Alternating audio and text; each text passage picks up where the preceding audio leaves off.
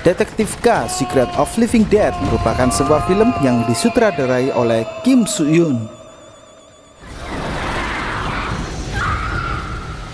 Film yang dirilis di tahun 2018 ini diperankan diantaranya oleh Kim Young Min sebagai Detektif K, Oh Dal-soo sebagai asisten detektif, dan Kim Joo-won sebagai mayat wanita cantik. Detektif K: Secret of Living Dead mengisahkan tentang seorang pria bernama Kim Min atau Detektif K yang curiga bahwa ada vampir yang bersembunyi di tengah masyarakat Joseon. Dan ia mulai mencari informasi mengenai kebenaran hal itu. Sebelum kita mulai kerangkap alur ceritanya, persiapkan dulu kopi, camilan, headset, posisi rebahan terbaik kalian. Oke, kita intro dulu.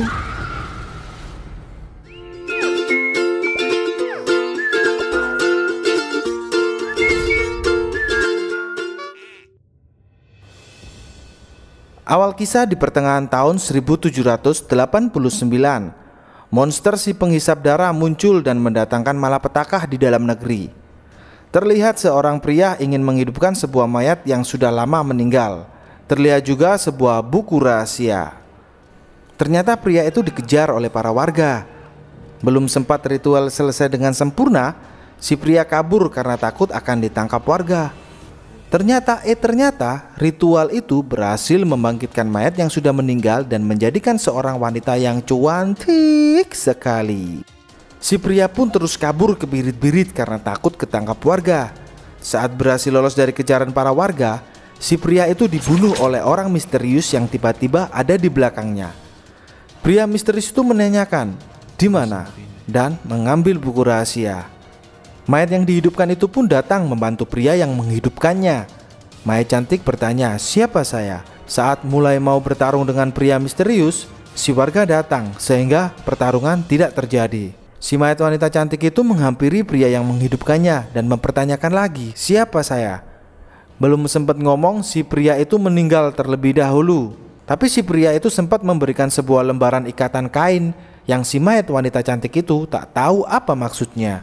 Mayat wanita cantik itu lari saat warga mulai mendekatinya, hingga mayat cantik itu pun terkepung. Tidak tahu kenapa si kepala si cantik mulai pusing tiba-tiba, sehingga para pemanah siap meluncurkan panahnya yang mengarah ke mayat cantik itu, sehingga membuat si cantik jatuh ke sebuah jurang. Setelah para pasukan membunuh orang, mereka seenak jidatnya pergi begitu saja. Kampret nih pasukan. Tuh orang Oh bukan, mayat. Bentar. Wanita itu kan mayat, masa mati lagi? Ternyata mayat si wanita itu terbang dan hidup lagi. Dan kisah pun dimulai. Terlihat sebuah pertunjukan sirkus, atraksi lucu yang ditampilkan membuat anak-anak yang menontonnya sangat senang. Di sisi lain terdengar orang berbicara yang sedang mencari sesuatu. Dia adalah Kim Young Min yang menjadi sebagai Detektif K dan Oh Dal-soo sebagai asisten detektif. Si detektif berbicara pada asistennya mengenai vampir yang dia curigai karena banyak jasad yang ditemukan tak berdarah di desa yang dikunjungi oleh sirkus ini. Dari belakang terdengar orang berbicara yang tak sabar menunggu penampilan si detektif dan asistennya ini. Ternyata si detektif dan asistennya ini menyamar sebagai tukang sulap di pertunjukan sirkus agar bisa melakukan penyelidikan di lokasi sirkus. Penampilan sulap mereka pun akhirnya dimulai. Grup sulap itu dinamai Duo Fantastis. Kok gak duo serigala aja ya? Kan lebih mantul. Tanpa persiapan khusus, sulap yang disajikan terlihat sangat lucu dengan tarian-tarian ala Charlie Bell. Pertunjukan mereka pun menjadi terlihat asal-asalan. Sulap yang mereka tampilkan ialah sulap si asisten detektif masuk ke dalam kotak kecil dan dihujani pedang yang sudah disiapkan. Tapi si asisten cukup curiga dengan si detektif karena menurutnya kotak yang akan dia masukin terlalu kecil sehingga tidak ada ruang untuk menghindari pedang-pedang tersebut. Tapi si detektif meyakinkan si asisten bahwa tidak akan terjadi apa-apa. Setelah selesai dicabutlah pedang itu satu persatu. Si detektif melihat saat di ujung pedang ada darah. Si detektif pun mulai panik. Dia cepat-cepat mengeluarkan si asisten dan ternyata si asisten keluar dengan gayanya ngomong bahwa dia bisa menghindari semua pedang-pedang itu. Gaya nih. Dan pertunjukan pun mendapatkan tepuk tangan meriah dari para penonton. Si detektif dan asistennya melakukan tarian penutupnya dengan tarian Charlie Bell itu. Saat asisten batuk, keluarlah darah dari tubuhnya. Dan ternyata tanpa disadari si asisten terkena tusukan pedang-pedang itu. Gak jadi gaya deh. Di sisi lain terdengar seorang ibu yang menangis mencari anaknya yang tiba-tiba hilang. Si detektif pun lari mencarinya dan menemukan seorang anak yang mau dimangsa seorang pria yang tak dikenal. Ternyata pria yang mau memangsa anak itu mempunyai penyakit kurang darah. Dan yang mempersiapkan semua itu adalah ayahnya untuk memberikan si anak darah. Anak itu mengalami penderita porfiria, penyakit turunan langka di mana hemoglobin pigmen darah dimetabolisme secara tidak normal. Karena oksigen rendah dalam darah, jantung pun terus berdebar-debar, sesak napas dan pembengkakan pada jantung. Si ayah rela membunuh anak kecil yang tak bersalah demi memenuhi kebutuhan kurang darah pada anaknya. Scene pun berpindah memperlihatkan seorang yang telah digigit vampir. Saat hampir menjadi vampir, tiba-tiba ada yang memanah dengan panah api dan orang yang mau jadi vampir itu hangus menjadi abu. Scene berpindah lagi, memperlihatkan suasana pagi hari di sebuah rumah dan banyak gambar menempel di tembok gambar-gambar vampir. Ternyata si detektif ini sangat mempercayai dengan adanya vampir dan misteri-misteri yang pernah terjadi.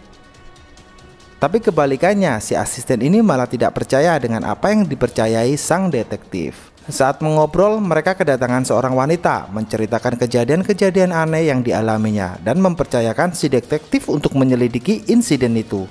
Si detektif dan asistennya pun setuju untuk berangkat melakukan pemantauan dan penyelidikan. Datanglah mereka di Pulau Gangwa. Setelah berjalan-jalan dan tiba di sebuah tempat penginapan yang sudah disiapkan, ternyata pemilik penginapan pria tidak mengenali mereka, sehingga mereka pun sempat dilarang masuk. Tapi setelah asisten si detektif menceritakan bahwa mereka detektif terkenal yang selalu berhasil melakukan penyelidikan karena kekocakan mereka, si pria pemilik tempat itu akhirnya mengenalinya dan mempersilahkan masuk. Setelah pagi, si asisten ngedumel karena tempat tidur dan perjanjian yang ditawarkan oleh wanita itu tidak sesuai. Si pemilik penginapan pria itu memanggil si detektif dan asistennya untuk memperlihatkan apa yang terjadi dan memperlihatkan ayah dari pemilik penginapan yang sudah berbaring lemah. Scene pun berpindah, terlihat mayat cantik sedang jalan-jalan di sebuah kota.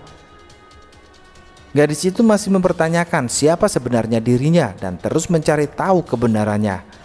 Tak disangka-sangka gadis itu melihat seseorang lelaki yang sempat membunuh pria yang membangkitkannya, sehingga dia kabur untuk menghindarinya dan tak sengaja menabrak si detektif sehingga membuat si detektif terjatuh.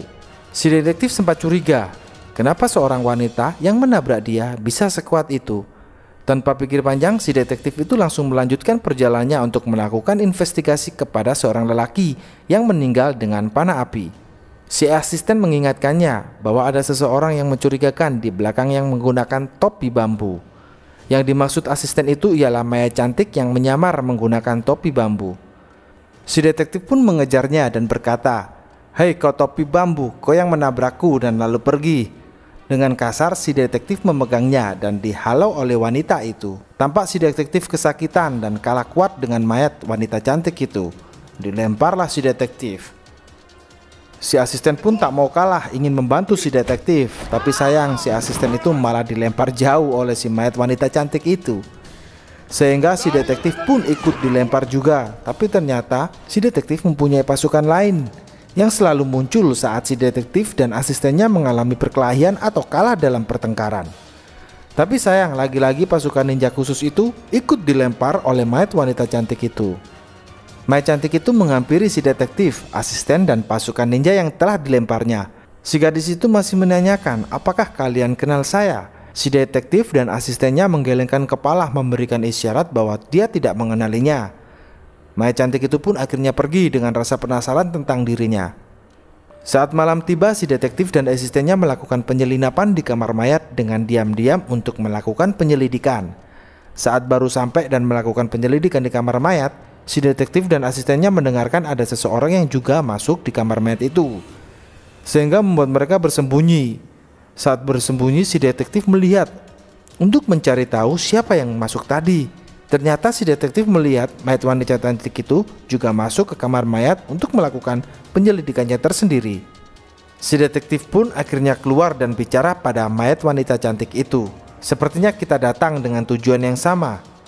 Setelah sedikit bumbu adegan kocak, mereka pun kerjasama untuk meneliti mayat yang terbakar itu dan menemukan panah yang menancap di jasad itu. Setelah melihat panah dan petunjuk, si detektif besok harinya menghampiri tempat untuk melakukan penyelidikan sesuai petunjuk panah itu.